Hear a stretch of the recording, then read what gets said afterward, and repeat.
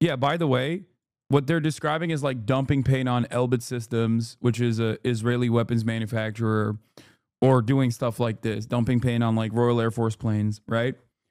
And it's literally direct action. People in England always yell at climate change protesters for going to like museums and throwing a can of soup or something at a painting.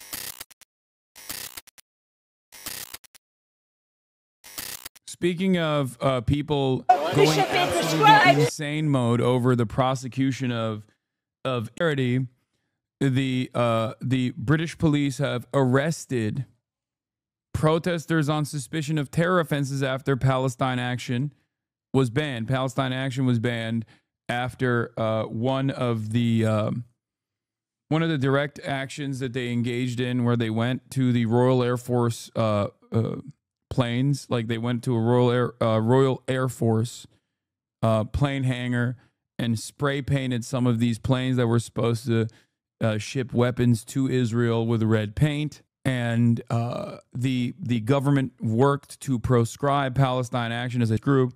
So now, when you say that you are pro-Palestine Action, it is akin in the UK, in the United Kingdom, to saying that you are pro-ISIS. Terror offenses from that bill can hold up to a 14-year prison sentence.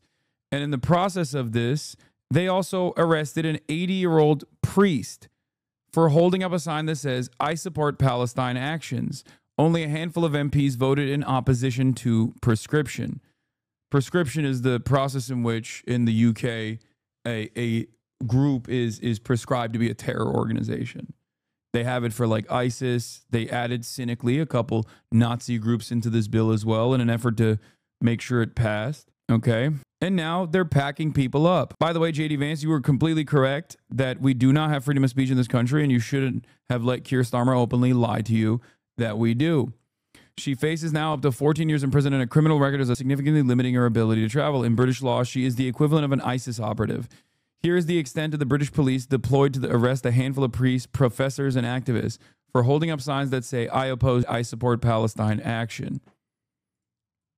Think about that. Think about how insane that is. I, of course, posted about this as well, even though Philip Proudfoot is adding JD Vance about the lack of free speech in the UK.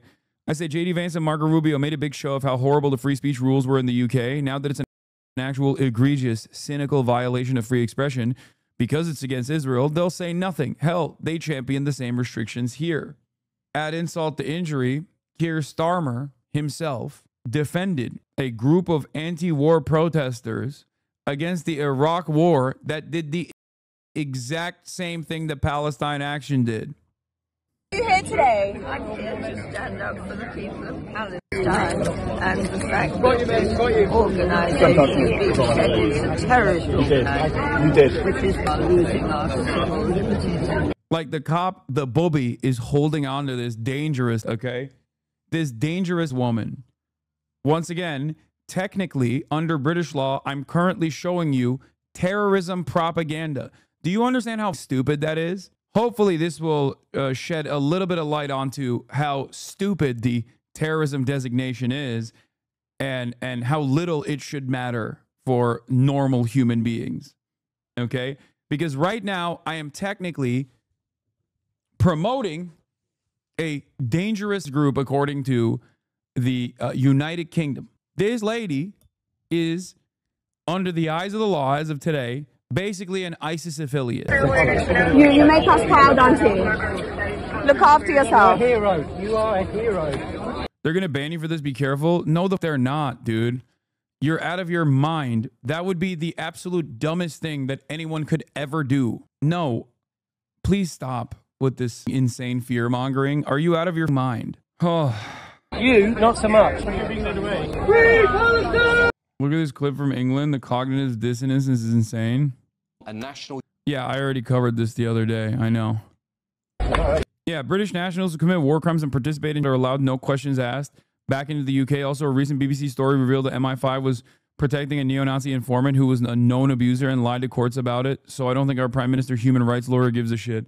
Yeah, add insult to injury, though. Like I said, when he was a human rights lawyer, he defended in the courts, in the British court system, he defended someone who did a protest, did the exact same thing as Palestine Action, which was to spray paint planes that were, I think, to spray paint or dump paint on planes that were supposed to fly to Iraq. Why are you here? I understand America's dedication towards defending Israel, but it really confuses me as to why UK takes such draconian action when it comes to things associated with Israel. I guess they're working towards Western interests, but I don't know. What do you mean? Israel is initially a British settler colony. Israel was created by England. Israel was created by the British. They made it, and they've actively participated in it. At least currently, today, they have no reason to. They currently have no reason to do all of this. The reason why they're doing this is because they want to feel powerful. It's so stupid. Starmer has a lobby group set up by MI5 and corporate lobbyists. He's a pure conduit for capitalist interests, and the media knew it during his campaign because he was literally doing deals with them for good coverage, including being one of the main people actively getting rid of Jeremy Corbyn. Oh, yeah. Holocaust survivor from the UK talks about it on the Bad Hosborough podcast interview. Yeah, Double Down News also did a good job covering that too.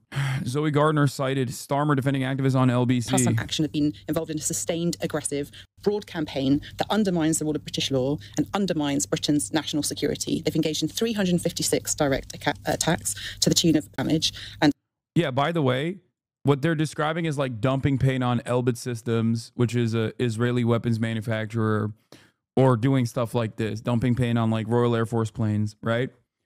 And it's literally direct action. People in England always yell at climate change protesters for going to like museums and throwing a can of soup or something at a painting. They'll be like, oh, if you want to be impactful, why don't you go after the real people, the harmful people, the oil and gas giants, right? You know, so when these guys are literally doing that, okay, when they are directing their animosity, anger to entities and organizations, institutions, private and public, that directly participate in this ongoing, then they're like, you're and you need to go to jail. You're basically ISIS. And underneath our Terrorism Act, they've met all the conditions, which are very tightly laid out, which means that they are now, and have been, as we've heard from the Home Secretary earlier today, prescribed. Zoe Gardner. I mean, absolutely terrifying to hear that. I think we really need to take a step back from the concept of whether we agree or not with their aims and ask ourselves, is this terrorism? Is the intention of this to sow terror? Absolutely not. Absolutely not. And this is not even the thin end anymore of that wedge. I think this is a serious threat to our civil liberties. I think it is quite clear, and if you would just indulge me for a second, I did make a very short list of a couple of other instances where this same type of action of attempting to disarm RAF jets has been taken in the past. In 1996, 4 women vandalized an RAF jet, preventing its travel to Indonesia for complicity in the East Timor. They were found not guilty. In 2003, activists sabotaged fuel tankers to disrupt... There you go, chat. I'm Communist Luffy. Boom. Easy. US warplanes reaching Iraq. It was Keir Starmer, who was the lawyer who defended them on the basis that they were acting for the greater good to prevent war crimes from taking place. And in 2017, 2 activists attempted to disarm Typhoon jets to prevent them reaching Saudi Arabia and to take part in war crimes in Yemen. And they were again found not guilty on the basis that they were attempting to prevent war crimes, which is the true intention, actually, of this group. It is not their intention to intimidate or to damage national security. It is their intention to prevent war crimes from taking place, which are taking place. And while we can agree that they took the matters into their own hands, they knew they were committing criminal damage, they knew they were committing vandalism, and they should be charged under those terms. The idea that they are, and that I, now for expressing my support for them, could face serious charges, up to 14 years in jail, is a terrifying escalation and abuse of state power, and we should not stand for it for a second. Technically, according to the law, even saying that you oppose Palestine Action being prescribed as its organization is against the law and you can get 14 years. Well, you know, I stand with Palestine Action, and they should not be proscribed, and they are a moral force for good in this island of cruelty and evil that's getting seemingly worse and worse every day. They also are the voice of the majority. They are not alone, and any attempts to prosecute this is going to backfire spectacularly. Because this kind of this kind of cruelty only creates more resentment, only creates more animosity, because everyone understands, the overwhelming majority of the public are fully aware of what the fuck is going on, and they're obviously understandably frustrated with the fact that their governments are not doing anything. They're not doing the right thing. And on top of that, this kind of like over prosecution is going to really piss off people. Are the ones killing children. Arrested for allegedly supporting a newly designated organisation. You are under arrest under Section 13 of the Terrorism Act. From midnight on Friday, it became illegal to be a member of or to support Palestine Action after the Home Secretary prescribed the group, placing it alongside the likes of Hamas and Al-Qaeda. Displaying the group's logo is enough to potentially face a lengthy prison term. Yet that didn't stop dozens of people standing up against what they say is an attack on democratic rights. Are you not afraid that you're going to potentially go to jail for 14 years? Can't arrest us all. It does seem that there is quite a lot of police here to do it. The juror's like, they're trying. Madam, look at the amount of bobbies. They are trying to arrest you all. Exactly that, though. There are so many people on side. I repeat, they can't arrest us all. I support the unprescription of Palestine Action because I don't think they've done anything that warrants them being put in the category of... I think there's a noble tradition of civil disobedience in Britain. For the government, a line was crossed after Palestine Action was accused of... Are left-wing extremists a threat in Britain? 64% of Labour says no. 34% of Conservatives say no. 34% of Reform says no. Overall, 47% say no. 36% say yes. That's crazy. The fact that there are 36% of the British public consider left-wing extremists a threat to Britain is nutty. The ability to prosecute people for only verbal support of a prescribed organization was only added in 2010. The Terrorism Act was put in 2000. Yeah. Poll, more in common. Ask voters to list Labour's biggest achievement after 1 year in power. The top answer by a landslide, nothing. Followed by NHS, I guess. Don't know what they did for the NHS. Maybe they did some. I haven't been paying close attention. Oh, yeah. I did see what happened to Alveus. After I finish this, I'm going to head over to March. Are you ready to go? All right. You can fire it up. I'm going to get it ready to go. Breaking into RAF Bryce Norton and spraying Air Force jets with red paint last month, causing millions of pounds of damage. There's no suggestion anyone at the central London protest was involved. The Metropolitan Police had warned protesters in advance that if they showed support for Palestine Action, they would be arrested. Now that the group has been proscribed, clearly those warnings were not heeded.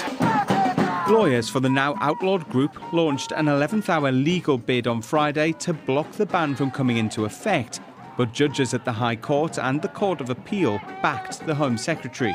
Do you feel like you've got to be careful with what you say now? Definitely, I would say yes, especially here. Among those arrested under the Terrorism Act... You can't just drop that and not explain. I already covered it. The animals and the staff at Alveus are safe.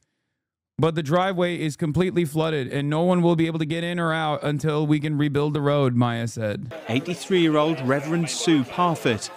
Yet the authorities didn't manage to round everybody up. They didn't arrest me despite my badge this time, but I think next time they'll be taking me. Protesters are vowing to continue their action until the group is deprescribed. Now they will have to wait to find out the sentences of those arrested on Saturday and decide whether continued support is a risk worth taking. Oliver Whitfield-Mirchich, Sky News, London.